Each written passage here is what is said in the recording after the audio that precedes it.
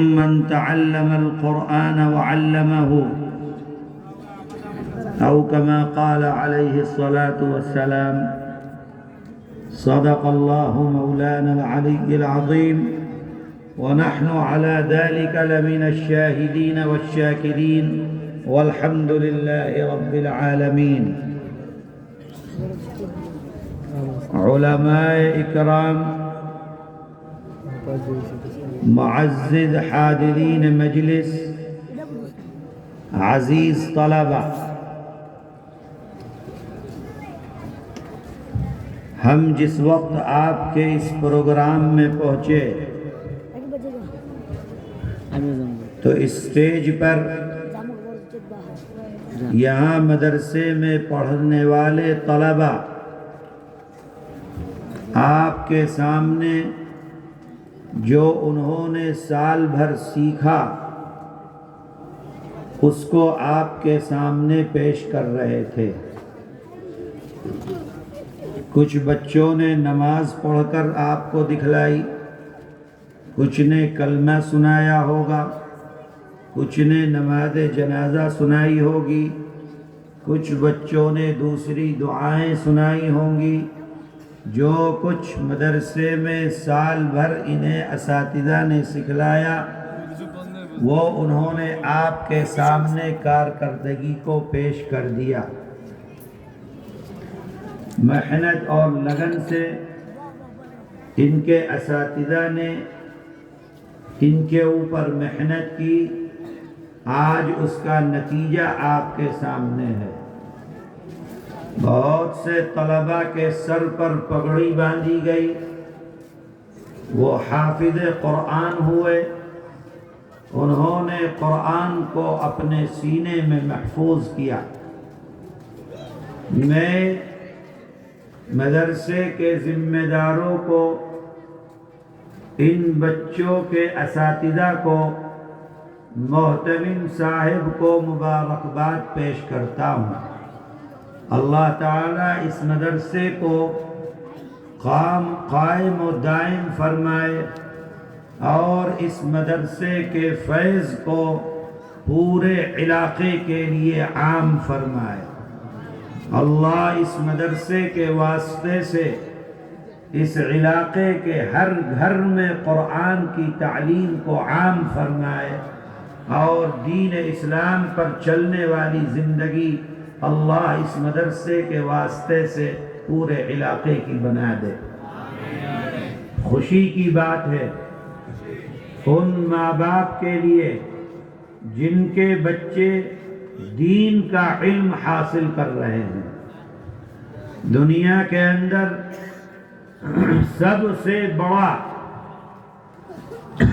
مرتبہ اور مقام اگر کسی کا ہے تو وہ دین کو حاصل کرنے والوں کا ہے، قرآن کی تعلیم کو حاصل کرنے والوں کا ہے. اللہ کی کتاب قرآن یہ اللہ کا کلام ہے، بات ہے اللہ کی. جس طریقے سے اللہ کی ذات عزت اور عظمت، رفعت و بلندی، محترم، اسی طریقے سے اللہ کا کلام قرآن عزت و احترام، رفعت و بلندی اور محترم احترام میں سب سے بلند و بالا درجہ رکھتا ہے. اللہ بھی، اللہ کا کلام بھی اور اللہ کا کلام پڑھنے والے طلبہ بھی، پڑھانے والے اساتذہ بھی سب سے زیادہ باعزت، با احترام اگر دنیا میں کوئی کام ہو سکتا ہے تو وہ اللہ کی کتاب قرآن کے پڑھنے اور پڑھانے کا کام ہو سکتا ہے. یہی طلبہ ہیں، چھوٹے چھوٹے بچے جو قرآن کو پڑھ رہے ہیں. انہی بچوں کے بارے میں کہا جاتا ہے کہ فرشتے اللہ کے ان کے پیر کے نیچے اپنے پروں کو بچھانا اپنے لیے سعادت سمجھتے ہیں. اس لیے کہ یہ اللہ کی کتاب قرآن کو پڑھ رہے ہیں۔ میرے عزیزو، اس قرآن کی عظمت اپنے دل کے اندر بٹھاؤ۔ آج مسلمان قرآن کی عظمت دل کے اندر نہیں رکھتا ہے، دنیا کی ڈگریوں کی عظمت رکھتا ہے۔ اگر کوئی حافظ قرآن ہوا تو ہمارے گھر میں خوشی نہیں منائی جاتی۔ حافظ قرآن ہوا، کوئی رشتہ دار مبارکباد دینے نہیں آئے گا۔ حافظ قرآن ہوا، کوئی گھر کے اوپر مٹھائی کا ڈبہ لے کر نہیں آئے گا۔ حافظ قرآن ہوا، کوئی 500 ٹکا رشتہ دار نکال کر نہیں دے گا کہ تم نے اللہ کی کتاب قرآن کو حفظ کیا ہے، تمہارا مقام و مرتبہ سب سے بڑا ہے۔ کسی آدمی کے ایمان والے کے دل میں یہ بات نہیں آتی ہے۔ ہاں، اگر کوئی ڈاکٹر بن جائے، کوئی انجینئر بن جائے، کوئی 12ویں کلاس کے اندر کامیاب ہو جائے، کوئی آدمی MBBS کی ڈگری کو پاس کر لے تو پھر پورا خاندان اس کو مبارکباد دینے کے لیے آتا ہے۔ یہ کیا چیز ہے؟ یہ ہمارے ایمان کی کمزوری ہے کہ ہم نے قرآن کو کمتر سمجھ لیا، ہم نے قرآن کی تعلیم کو ہلکا سمجھ لیا، ہم نے یہ سمجھ لیا کہ اس قرآن کی تعلیم کی کوئی حیثیت نہیں ہے۔ اگر حیثیت ہے تو دنیا کی ڈگریوں کی حیثیت ہے۔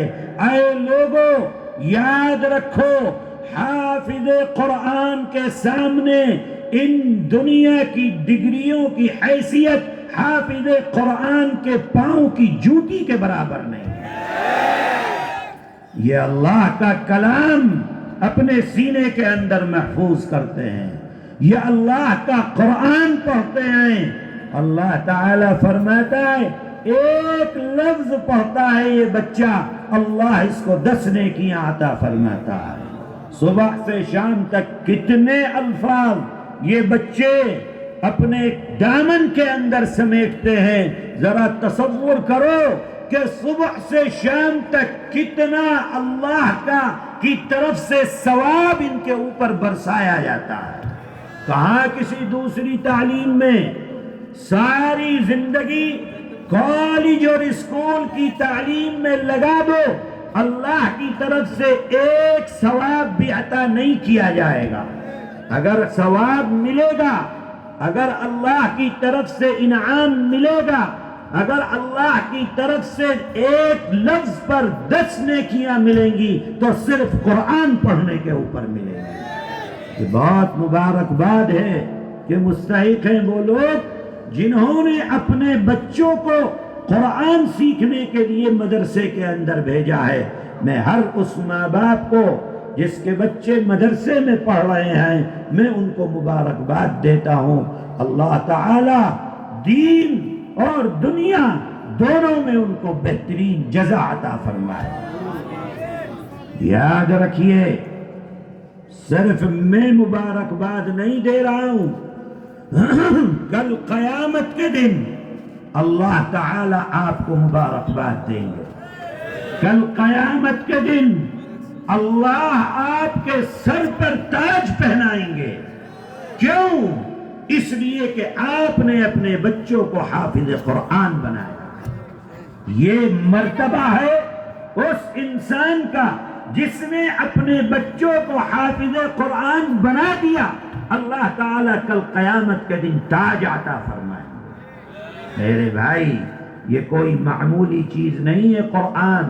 قرآن سب سے زیادہ مقدس ترین اللہ کی کتاب ہے، لیکن المیہ مسلم قوم کا آج یہ ہو گیا ہے کہ مسلمان نے اس قرآن کو صرف یہ سمجھ لیا ہے کہ اگر کوئی گھر کے اندر مر جائے تو قرآن پڑھ کر اس کو بخش دیا جائے۔ اس سے زیادہ قرآن کے ساتھ آج مسلمان کا رابطہ باقی نہیں رہ گیا۔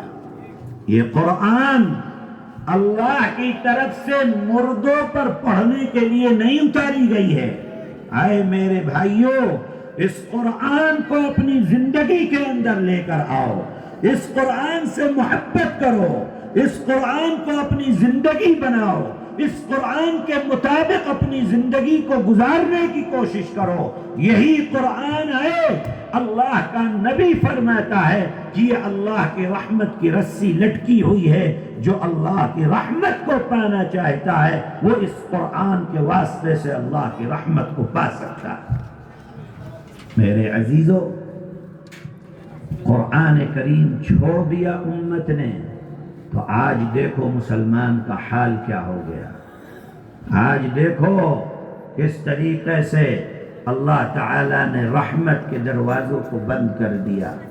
اللہ کا نبی فرماتے ہیں ان اللہ یرفع بهذا الكتاب اقواما ویضع به آخرین، کہ اللہ اس کتاب کے واسطے سے عزت عطا فرماتا ہے اور اسی کتاب کے واسطے سے ذلت عطا فرماتا ہے۔ اگر مسلمان زندہ رکھے گا، عمل کرے گا، تلاوت کرے گا، پڑھے گا قرآن، اللہ عزت اور عروج عطا فرمائیں گے، اور چھوڑ دے گا قرآن کو تو اللہ ذلیل اور رسوا کر کے دنیا کے اندر رکھ دے۔ ہم اور آپ جانتے ہیں، ہم اور آپ جانتے ہیں کہ جب قبر کے اندر رکھا جائے گا انسان کو تو 3 سوال ہوں گے۔ جانتے ہو نہیں جانتے ہو؟